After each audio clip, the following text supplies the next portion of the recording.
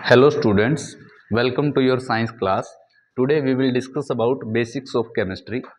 ये जो बेसिक हैं केमिस्ट्री के हमें फ्यूचर में 9th 10th +1 +2 इन क्लासेज के अंदर भी हमें केमिस्ट्री को ढंग से पढ़ने में हेल्प करेंगे। और ये अक्सर देखा गया है कि बच्चों को ये बेसिक याद ना होने की वजह से उनका पूरा जो पीरियड है केमिस्ट्री का वो रट्टाफिकेशन में निकल जाता है। तो चलो शुरू करते हैं, उम्मीद करता हूँ आपको इससे मदद मिलेगी। सबसे पहले हम शुरुआत करते हैं, हम अपना प्रैक्टिकल अपनी लाइफ से शुरुआत करते हैं। हमारे आसपास जो कुछ भी है हमें दिख रहा है, जिसके अंदर वजन है, जो जगह घेरता है, which has mass and which occupy space. ये दो कंडीशन है, नंबर 1 कि उसके पास मास होना चाहिए, नंबर 2 वो जगह घेरे। ये दोनों क्राइटेरिया को जो पूरा करता है उसको हम मैटर कहेंगे। टेबल के अंदर वजन है, बिल्कुल है। क्या जगह घेरती है? घेरती है। किसी कमरे के अंदर हम इन्फिनाइट नंबर ऑफ टेबल तो नहीं लगा सकते, एक लिमिटेड नंबर ही लगेगी। तो table, chair, cow, human being, यानी कि लिविंग थिंग्स भी मैटर हैं, नॉन लिविंग थिंग्स भी मैटर हैं। मैटर को बेसिकली दो कैटेगरी में कैटेगराइज कर दिया गया, living matter and non living matter. ठीक है, अब मैटर को समझने के लिए फिर हम देखते हैं कि जो लिविंग चीज है और नॉन लिविंग चीज है ये एक दूसरे से कितने डिफर करते हैं, और इन फैक्ट लिविंग के अंदर ही और नॉन लिविंग के अंदर ही एक दूसरे से कितना ज्यादा डिफरेंस है। जब सभी चीजें मैटर हैं तो वो एक दूसरे से इतनी अलग अलग कैसे बनी, इसको समझने के लिए हमें फर्दर समझना पड़ेगा एटम को। जब हम मैटर को तोड़ते जाएंगे लास्ट में हमें सबसे छोटा पार्टिकल मिलेगा, तो उस पार्टिकल को हम एटम कहेंगे। एटम की डेफिनेशन में आप देखिए, स्मॉलेस्ट इंडिविजुअल पार्टिकल। स्मॉलेस्ट यानी कि सबसे छोटा, इंडिविजुअल मतलब एक अकेला, पार्टिकल मतलब कण। तो मैटर का सबसे छोटा एक अकेला पार्टिकल क्या कहलाएगा? एटम। अच्छा, अब बात होती है कि जब सभी चीजें एटम से ही मिलके बनी है तो अलग कैसे है। एटम को समझने के लिए हमें फिर आगे एलिमेंट्स को समझना पड़ेगा। एलिमेंट क्या होता है? Pure form of matter. मैं कुछ एलिमेंट्स के नाम लूंगा तो उनको आप जानते हैं अच्छे से, और वही एलिमेंट अलग अलग तरीके से जुड़ के इतने अलग टाइप का मैटर बनाते हैं। Element pure form of matter, pure मतलब किसी दूसरे टाइप का उसमें मिक्स ना हो, जैसे गोल्ड है, सिल्वर है, कॉपर है, आयरन है, कार्बन है, ऑक्सीजन है। तो ये सारे क्या है? ये सारे के सारे एलिमेंट्स हैं। एलिमेंट में जैसे गोल्ड, सिल्वर, कॉपर, आयरन ये मेटल्स हैं, कार्बन, ऑक्सीजन ये क्या है? नॉन मेटल हैं। एलिमेंट्स को भी मेटल नॉन मेटल के अंदर कैटेगराइज किया गया है इनकी प्रॉपर्टी के बेसिस पे। और जो ऐसे एलिमेंट हैं जिनमें कुछ प्रॉपर्टी मेटल्स की है, कुछ नॉन मेटल्स की है, उनको मेटलॉइड्स कहा जाता है। तो आइए फर्दर हम एटम के स्ट्रक्चर को पढ़ते हैं।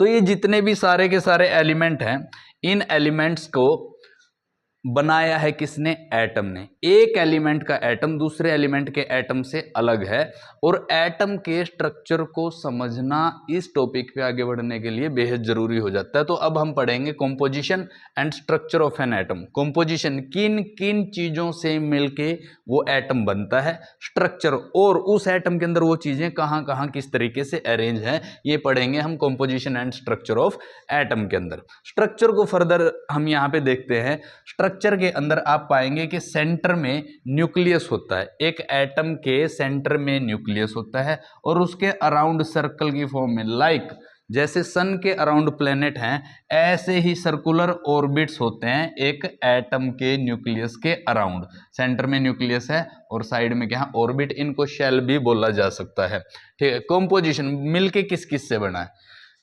एटम के अंदर पाए जाने वाले पार्टिकल, जैसे एक इंस्पेक्टर के नीचे सब इंस्पेक्टर होते हैं, ऐसे ही एटम के अंदर के जो पार्टिकल है वो क्या कहलाएंगे? सब एटॉमिक पार्टिकल कहलाएंगे। जैसे उनमें से पहला है प्रोटॉन। प्रोटॉन कहां पाया जाता है? लोकेशन क्या है उसकी? न्यूक्लियस में पाया जाता है। चार्ज कितना उसके ऊपर? उसके ऊपर पॉजिटिव चार्ज है। उसका वजन कितना होता है? 1 यूनिट होता है। उसका सिंबल क्या होता है? स्मॉल p, पॉजिटिव होता है। ऐसे ही जो दूसरा सब एटॉमिक पार्टिकल, एक्चुअली 3 सब एटॉमिक पार्टिकल है, जिसमें से पहला प्रोटॉन है, दूसरा है इलेक्ट्रॉन। दूसरा जो ये इलेक्ट्रॉन है ये कहां पाया जाता है? ये न्यूक्लियस में नहीं पाया जाता, ये न्यूक्लियस के अराउंड जो सर्कुलर ऑर्बिट या शेल्स हैं उनके अंदर पाया जाता है। इसके ऊपर चार्ज कैसा होता है? नेगेटिव चार्ज होता है। और इसका मास क्या होता है? नेग्लिजिबल। नेग्लिजिबल मतलब क्या? ना के बराबर। ना के बराबर इसलिए क्योंकि एक प्रोटॉन एक एटम ही इतना छोटा होता है कि आपने एक डाई से उसको देख नहीं सकते, उसके अंदर ये पार्टिकल पाया जाता है और उसके अंदर पाए जाने वाले पार्टिकल प्रोटॉन से भी 2000 गुना कम है इसका वजन। तो वो कितना होगा, वो ना के बराबर ही होगा। तो इसको काउंट भी कर लेंगे तो कोई गिनती नहीं है, तो इसके वजन को हम गिनते नहीं है। और इसका सिंबल क्या होता है, स्मॉल ई नेगेटिव। ठीक है, अब आगे तीसरा सब एटॉमिक पार्टिकल कौन है, न्यूट्रॉन है।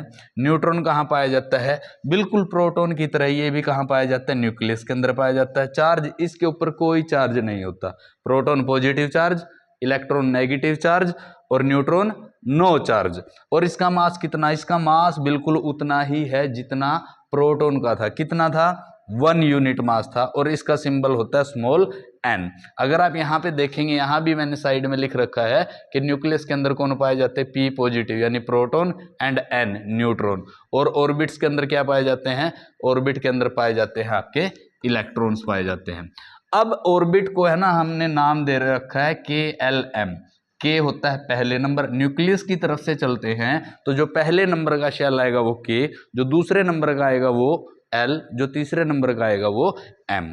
मैं उम्मीद करता हूं आपको composition and structure of atom के बारे में समझ आया होगा। अगर आपको कोई डाउट रहता है तो आप रिपीट करके भी वीडियो को देख सकते हैं।